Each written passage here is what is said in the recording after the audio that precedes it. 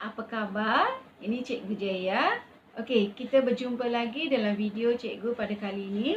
Okey, kali ini Cikgu akan ceritakan sejarah tingkatan 4 dan tajuk yang Cikgu pilih adalah 3.7 Perjuangan Rakyat Menentang Pendudukan Jepun.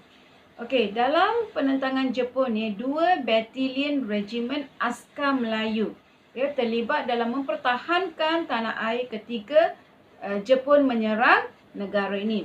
Okey, penentangan terhadap Jepun ni berlaku kerana pemerintahan tentera Jepun ni penuh dengan kekejaman dan kesengsaraan hidup. So dalam hal ini, Regimen Askar Melayu bertindak sebagai benteng pertahanan tanah air.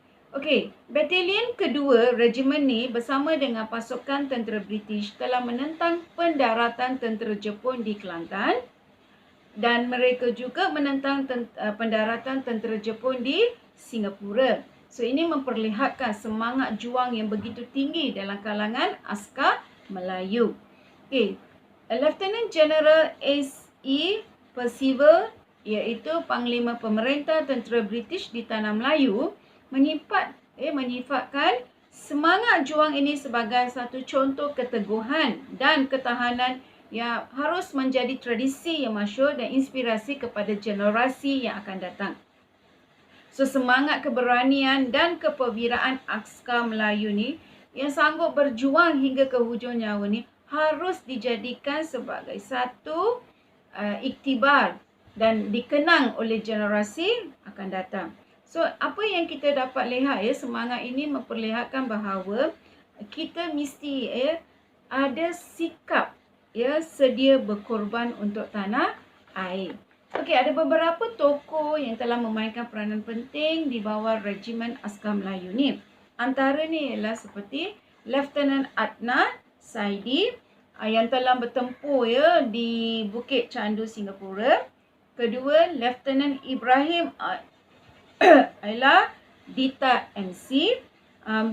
Beliau ini telah menyelamatkan 2,000 orang tentera bersekutu sewaktu Perang Jepun ni.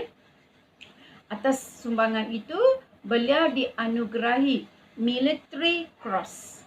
Dan tokoh ketiga yang cikgu nak sebut di sini adalah Corporal Yaakob Bidin. Beliau juga telah dianugerahi Military Medal atas keberanian dalam pertempuran di Pasir Panjang. Okey, cikgu ada jelaskan pada kamu bahawa dalam video sebelum ni bahawa pemerintah Jepun ni bertindak kejam pada orang Cina. Okey, atas sebab ini sebahagian daripada orang Cina ni telah mencari perlindungan dengan Parti Komunis Malaya bagi mengelakkan mereka tu diseksa dan dikejam oleh Jepun. Selain itu, Parti Komunis Malaya ini, kalau kita lihat Parti Komunis Malaya ini telah menubuhkan satu pasukan gerila untuk menentang Jepun. Malayan People's Anti-Japanese Army ataupun MPAJA ditubuhkan selepas PKM ni bersetuju mewujudkan pasukan sukarela yang akan dilatih oleh tentera British.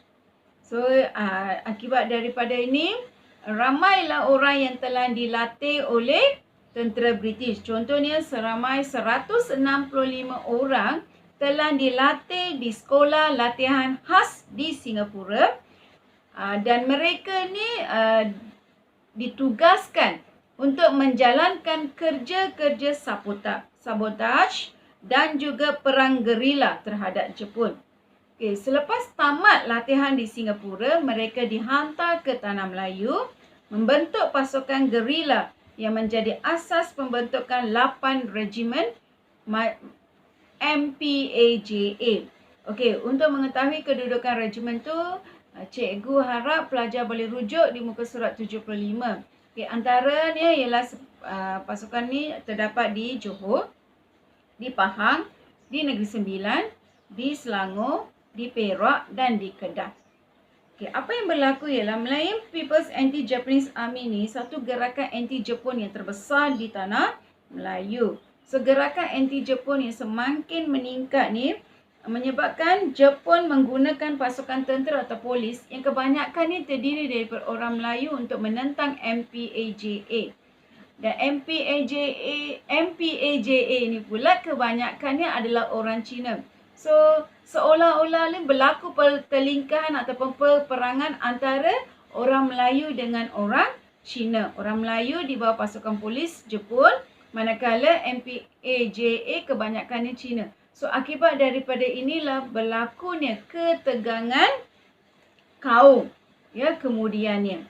Okey, seterusnya MPAJA ni juga telah mengadakan kerjasama dengan FOS 136, iaitu pada Disember 1943, MPAJA dan FOS 136 ni telah mengadakan satu perjanjian, iaitu bersama-sama akan menentang tentera Jepun. Okey, hasil daripada kerjasama ini, MPAJA ni telah mendapat bantuan daripada British. Bantuan apa? Bantuan senjata, ya, bantuan ubat-ubatan, bantuan kewangan, bantuan latihan ketenteraan. So, ini menyebabkan pasukan MPAJA ini semakin kuat. Okey, seterusnya, MPAJA ni juga telah bekerjasama dengan Parti Kuomintang. Okey, Parti Kuomintang ni kebanyakan kalau kita lihat ni adalah gerila Cina, ya. Terdapat gerila Cina yang dikuasai oleh nasionalis daripada Parti Kuomintang yang menentang Jepun.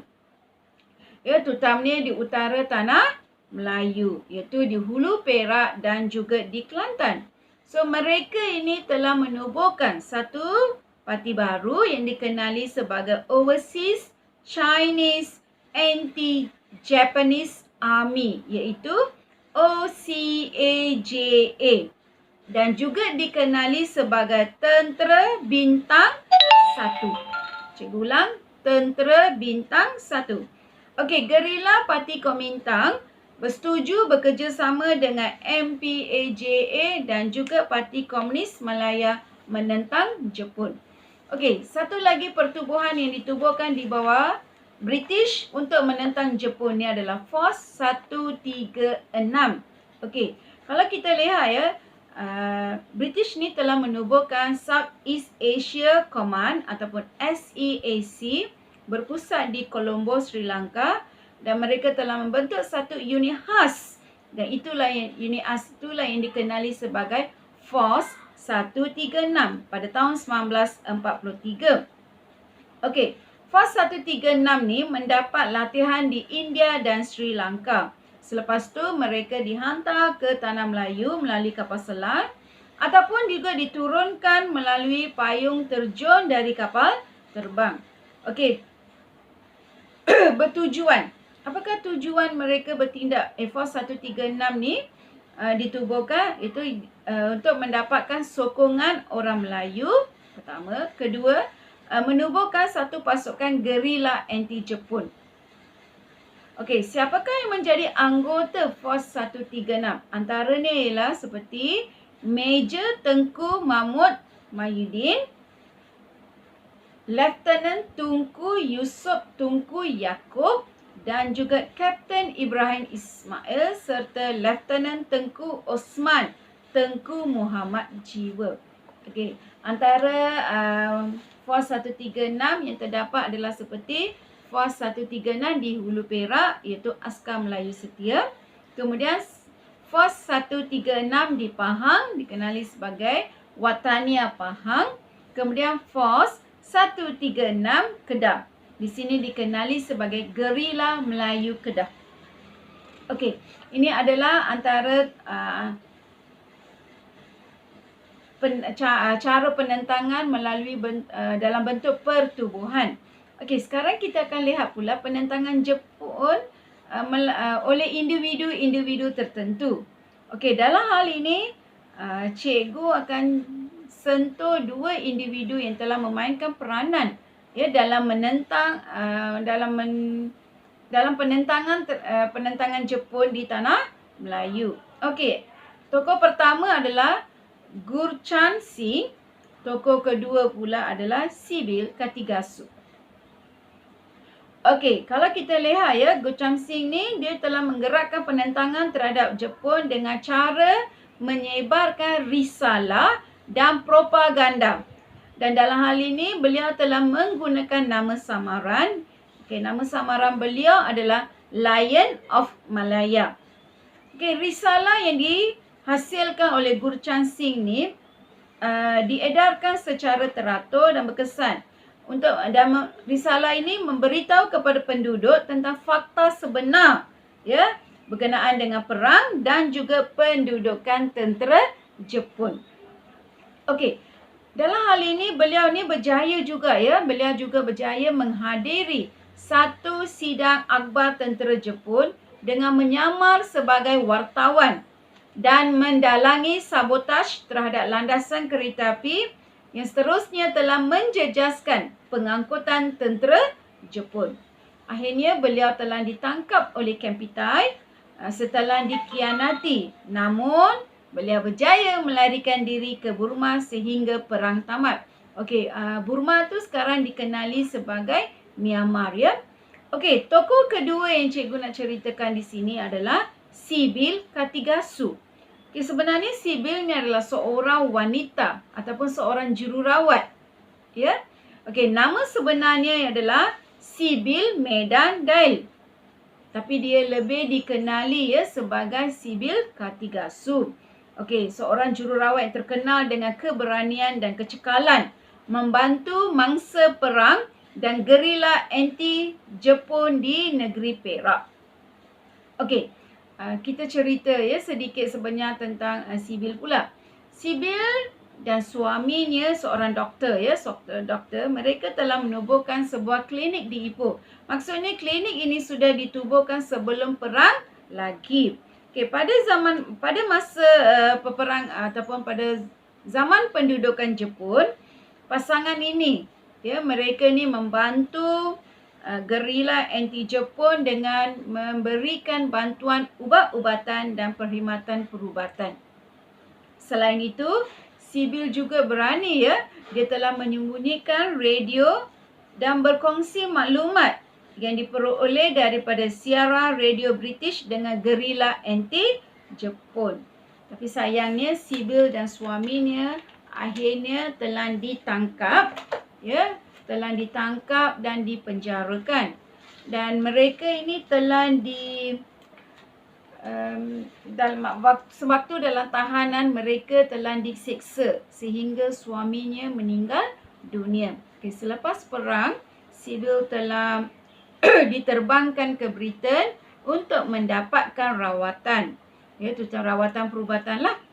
Okey, akhirnya atas sumbangan beliau, kerajaan Britain telah memberikan beliau ataupun menganugerahkan beliau pingat yang dikenali sebagai pingat King George VI ya oleh Raja George.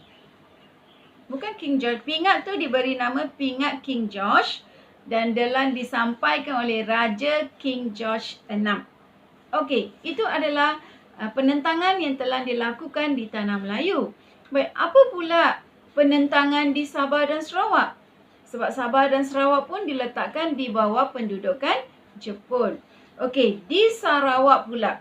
Ya, di Sarawak juga telah ada satu penentangan dan dipimpin ataupun kita panggil itu sebagai Operasi Semut. Operasi Semut oleh unit khas Z Australia dan dilaksanakan ataupun ditubuhkan tujuannya adalah untuk menentang Jepun di Sarawak. Okey, apa itu Operasi Semut? Okey, Operasi Semut ini adalah operasi peninjauan. Cikgu ulang, Operasi Semut ini adalah operasi peninjauan. Okey, apakah tugas Operasi Semut ni? Okey, tugasnya mudah, iaitu mengumpulkan risikan dan melatih orang tempatan melancarkan perang gerila menentang Jepun. Okey, siapa yang melaksanakan operasi ini? Operasi ini dilaksanakan oleh SRD. Okey, apa itu SRD pula? Okey, itu adalah singkatan bagi Jabatan Peninjauan Perkhidmatan Australia. Okey, pada Mei 1945, SRD ini telah mendarat di Sarawak. Mereka mendarat di Sarawak untuk mengatur penentangan terhadap tentera Jepun serta membuat persediaan bagi pendaratan pasukan bersekutu. Okey, siapakah anggota operasi semut ni? Okey, operasi semut ni dianggotai oleh tentera ni adalah tentera Australia, tentera British dan tentera New Zealand. Okey, rekrut gerila dia. Ya, mereka telah merekrutkan penduduk tempatan dalam operasi semut ni. Okey, rekrut gerila ni terdiri daripada suku kaum Kayan, Kenya, Kelabit, Murut dan orang Iban juga kemudiannya menyertai dalam perjuangan SRD ni. Seterusnya kita akan lihat ya. Kenapa British ataupun pasukan British ini ya merekrut orang tempatan. Sebenarnya ya, kepakaran gerila semut ni penting dalam usaha merancang taktikal perang gerila menentang Jepun kerana penduduk tempatan ni arif atau mereka tahu bijak mengetahui selok belok bumi Sarawak. So mudahlah bila mereka direkrutkan dalam perang gerila, mereka dengan mudah sahaja boleh menjadi penunjuk arah. Okey, seterusnya kita lihat pula penentangan Jepun di Sabah. Okey, penentangan Jepun di Sabah ni berlaku juga. Okey, pertama pemberontakan Jesseltown. Okey, pemberontakan Jesseltown ni juga dikenali sebagai pemberontakan Double Tent. Cikgu ulang, pemberontakan Jesseltown ni juga dikenali sebagai pemberontakan Double Tent. Okey, siapakah ketua pemberontakan Jesseltown ni? Okey, ketuanya bernama Albert Quak. Cikgu ulang, ketuanya bernama Albert Quak. Okey, pada Oktober 1943, kumpulan ni yang dikenali juga dengan nama glamour iaitu Gerila Kinabalu melancarkan serangan terhadap pejabat pentadbiran Jepun, balai polis dan kemudahan tentera diraja Jepun. Malah mereka juga telah membunuh tentera Jepun di Jesseltown, Kota Belud, Menggatal dan Tuaran. Okey. Apabila mereka menyerang Jepun, tentera Jepun pun bertindak balas dengan pantas dan kejam seperti mereka diserang dan dibom. Okey, beratus-ratus orang telah ditangkap, disoal siasat dan diseksa sehingga mati dalam usaha mencari pemimpin dan anggota pemberontak. Akibat daripada tindakan ni, pada Disember 1943, Albert Quak iaitu ketua pemberontakan Jesseltown ni telah menyerah diri dengan harapan untuk menamatkan serangan Jepun terhadap orang Sabah. Okey, bersama-sama dengan beliau, seramai 175 orang telah dibunuh di Petagas, manakala 131 orang pula telah dipenjarakan di Labuan. Okey, selepas pemberontakan Double Tent ni, wujud satu lagi gerakan gerila anti-Jepun di Sabah di bawah pimpinan Datuk Mustafa Datuk Harun. Okey, inilah perjuangan rakyat menentang Jepun di Tanah Melayu, Sabah dan Sarawak. Okey, cikgu harap melalui video ni kamu boleh faham dengan lebih baik tentang subtopik tersebut. Okey, kepada sesiapa yang belum lagi subscribe video channel cikgu, sila subscribe dan jangan lupa pula untuk tekan butang supaya kamu boleh dapat notification seterusnya. Dan cikgu harap yang suka dengan video ni, jangan lupa pula untuk klik like. Sehingga kita jumpa dalam video seterusnya. Bye!